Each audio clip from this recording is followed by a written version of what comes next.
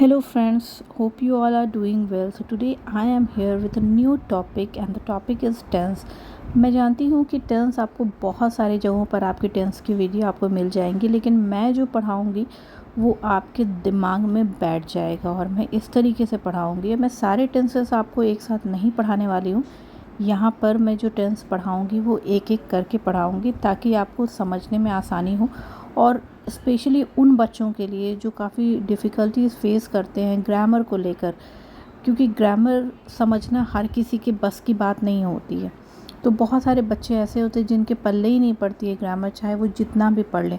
तो ये वीडियो उनके लिए ही है। तो दोस्तों, वीडियो को पूरा एंड तक देखिएगा ताकि आप कोई भी पार्ट मिस ना करो, और जो जो चीज़ें मैं समझा रही हूँ उसको ध्यान से सुनकर समझिएगा, तो आपको कभी भी टेंस में कोई भी परेशानी नहीं होगी, इसकी मैं गारंटी लेती हूँ। So as we know that the tense is called काल in Hindi, and we have three type of tenses: present tense, past tense and future tense। इन तीनों टेंसेस के भी चार पार्ट्स होते हैं: simple present tense, present continuous tense, present perfect tense and present perfect continuous. In the same way past के भी चार होते हैं और फ्यूचर के भी चार होते हैं। तो यहाँ इस वीडियो में मैं आपको बताऊंगी जो सबसे सिंपल वाला है, सबसे first tense simple present tense, जिसे हम प्रेजेंट इंडेफिनिट भी कहते हैं, उसे मैं आपको आज समझाऊंगी, और कहाँ पर आप इस टेंस को यूज़ कर सकते हैं वो मैं आपको बताऊंगी। तो चलिए शुरू करते हैं। सिंपल प्रेजेंट टेंस यानी कि present indefinite. So guys, let's start with the structure. सबसे पहले मैं आपको स्ट्रक्चर बताऊंगी कि सिंपल प्रेजेंट टेंस का जो स्ट्रक्चर होता है वो कैसा होता है। तो यहाँ पर जो सेंटेंस के टाइप्स होते हैं उसके अकॉर्डिंग मैं आपको सारे स्ट्रक्चर बता दूंगी, और फिर मैं आपको समझाऊंगी कि आप सिंपल प्रेजेंट टेंस किस तरीके से यूज़ कर सकते हैं। सबसे पहले आता है एफर्मेटिव सेंटेंस। तो एफर्मेटिव सेंटेंस बनाने के लिए, यानी कि जो पॉजिटिव सेंटेंस होते हैं उसे बोलते हैं एफर्मेटिव सेंटेंस। तो पॉजिटिव सेंटेंस बनाने के लिए जो स्ट्रक्चर है वो बहुत ही सिंपल है: सब्जेक्ट प्लस V1 और V5 प्लस ऑब्जेक्ट। यहाँ पर V1 जो है वो वर्ब की फर्स्ट फॉर्म है, एंड V5 जो है वो वर्ब की S और ES वाली फॉर्म है। तो ये हुआ हमारा अफर्मेटिव का स्ट्रक्चर। देन अब बारी आती है नेगेटिव के स्ट्रक्चर की।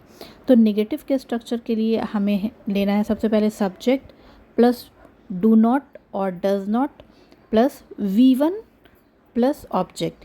यहाँ पर हम डू और डज का इस्तेमाल जो पर्सन के अकॉर्डिंग करेंगे, first person, second person, third person के अकॉर्डिंग। डू और डू नॉट और डज नॉट का यूज़ हम उसके अकॉर्डिंग करेंगे, ओके। एंड यहाँ पर वर्ब की हम फर्स्ट फॉर्म ही लेंगे। ऐसा नहीं है कि अगर हम ही, शी, इट के साथ यूज़ कर रहे हैं तो आपको वर्ब की फिफ्थ फॉर्म लगाने की ज़रूरत नहीं है, क्योंकि हमने यहाँ पर डू को ऑलरेडी वर्ब की फिफ्थ फॉर्म बना दिया है। डू की फॉर्म, डू में ES लगाया तो हमने डज बनाया है, इसलिए हमने वापस से जो हमारा मेन वर्ब है उसको चेंज करने की ज़रूरत नहीं है। तो ये नेगेटिव का स्ट्रक्चर मैंने आपको बता दिया। अब आता है स्ट्रक्चर इंट्रोगेटिव का। तो इंट्रोगेटिव के स्ट्रक्चर को हम बनाएंगे डू और does plus subject plus V1 plus object and then after question mark. So interrogative में भी सेम है, डू और डज हमने लगा दिया, इसलिए हमने वर्ब के मेन फॉर्म, फर्स्ट फॉर्म को ही रखना है, वर्ब की फिफ्थ फॉर्म को नहीं हमने यूज़ करना है, चाहे वो कोई सा भी पर्सन हो, फर्स्ट पर्सन हो, सेकंड पर्सन हो, थर्ड पर्सन हो, डजेंट मैटर। नेक्स्ट आता है हमारा WH क्वेश्चन वर्ड। तो WH क्वेश्चन वर्ड का जो सेंटेंस होता है उसको हम कैसे बनाएंगे? तो उसके लिए सबसे पहले हम लेंगे WH word, then after do and does, do और does, then subject, then V1, then object, then question mark. So this is the structure of WH question word. Next आता है हमारा interrogative negative. Okay, so interrogative negative के लिए हम बनाएंगे doesn't और don't plus subject plus V1 plus object then question mark. Friends, ये तो हो गई हमारे सेंटेंस के स्ट्रक्चर की बात। जो जिस स्ट्रक्चर पर बेस्ड है सिंपल प्रेजेंट टेंस, वो स्ट्रक्चर मैंने आपको बता दिया, और साथ ही साथ मैंने एग्जांपल्स भी लिख दिया है। मैं उस एग्जांपल्स को रिपीट नहीं करूँगी क्योंकि वीडियो फिर काफ़ी लंबी हो जाएगी। अब नेक्स्ट बारी आती है कि जो सिंपल प्रेजेंट टेंस या प्रेजेंट इंडेफिनिट टेंस है उसको हम यूज़ कैसे करते हैं, उसका क्या यूज़ है, कब यूज़ किया जाता है, कब हम वैसे सेंटेंसेस बना सकते हैं। तो चलिए वो इम्पॉर्टेंट पार्ट है उसको अब डील करते हैं। सो फ्रेंड्स, सबसे पहले सिंपल प्रेजेंट टेंस बनाने के लिए जो हम हैबिचुअल एक्शंस जो होता है, जो हम रोज़मर्रा की बातें करते हैं, जो भी हम डेली की बातें, चाहे वो आपका रूटीन हो, चाहे वो आपकी आदत हो, चाहे वो आप कुछ भी करना हो, जो चीज़ें आप करते हो, जो कि आप पास्ट में भी करते हो और आगे फ्यूचर में भी हो सकता है करो, तो जो आपकी कंटिन्यूटी है, आपका हैबिट है, जो उसको एक्सप्रेस करने के लिए हम सिंपल प्रेजेंट टेंस का यूज़ करते हैं। जैसे कि मैं हर सुबह चाय पीता हूँ, so I drink tea every morning. यहाँ पर मैं अपनी आदत बता रही हूँ कि मुझे चाय की आदत है और मैं चाय हर सुबह पीती हूँ। तो ये हो गया एक सेंटेंस मैंने आपको बताया। इसी तरीके से आप अपने और भी सेंटेंसेस बना सकते हैं। जैसे कि मैं एक सेंटेंस और लेती हूँ, वह सुबह 5 बजे उठता है, so he gets up every day at 5 o'clock। तो वो हर रोज़ सुबह 5 बजे उठता है। ये हो गया दूसरा सेंटेंस, ये उसकी आदत है, वो हर रोज़ सुबह 5 बजे उठता है। इसी तरीके से आप और भी एग्जांपल ले सकते हैं। जैसे वो स्कूल जाता है, ही गोज़ टू स्कूल। मैं बाज़ार जाता हूँ, आई गो टू मार्केट।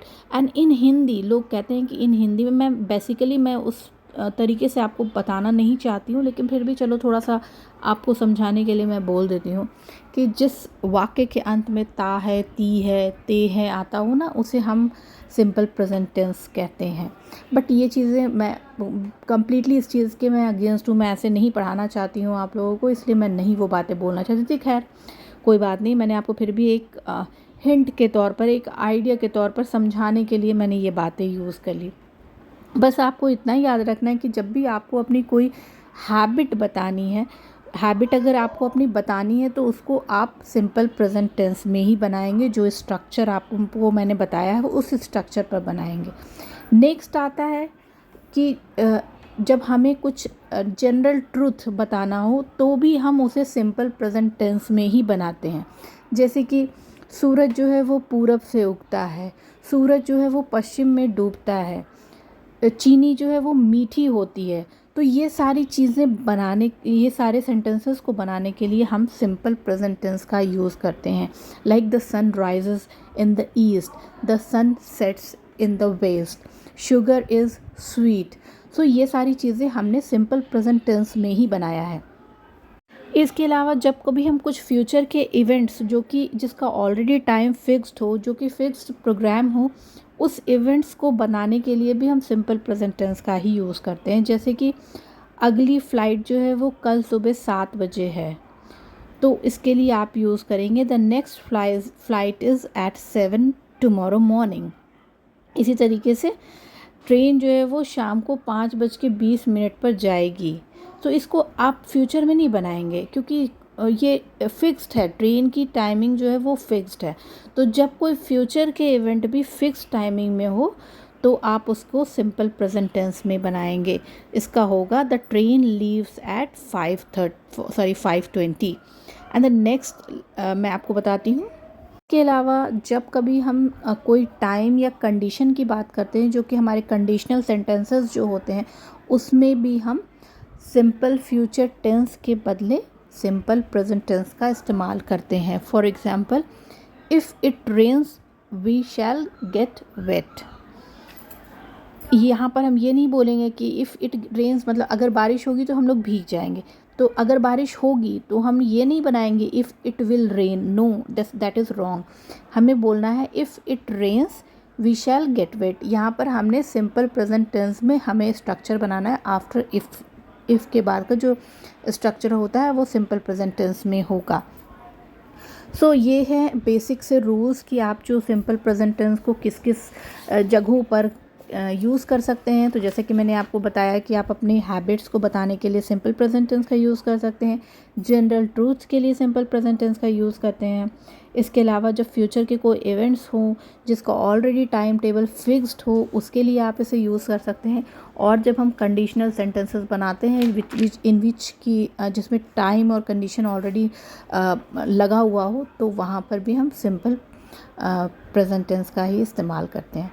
तो दोस्तों, उम्मीद करती हूँ कि मेरा ये वीडियो आपको अच्छा लगा होगा और आपका सिंपल प्रेजेंट टेंस का जो कॉन्सेप्ट है वो बिल्कुल ही क्लियर हो चुका होगा।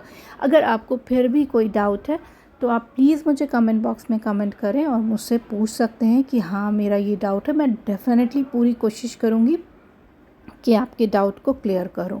और यहाँ पर मैं कुछ सेंटेंसेस आपको देती हूँ, इस सेंटेंसेस को आप ट्राई करिए और अपने तरीके से इसे बनाने की कोशिश करिए। जितना आप कोशिश करेंगे वो आपके लिए उतना अच्छा होगा। तो उम्मीद करती हूँ दोस्तों वीडियो अगर पसंद आई हो तो इसे लाइक कर दें, चैनल को सब्सक्राइब करें और जितना हो सके वीडियो को शेयर करें। Thank you for watching this video.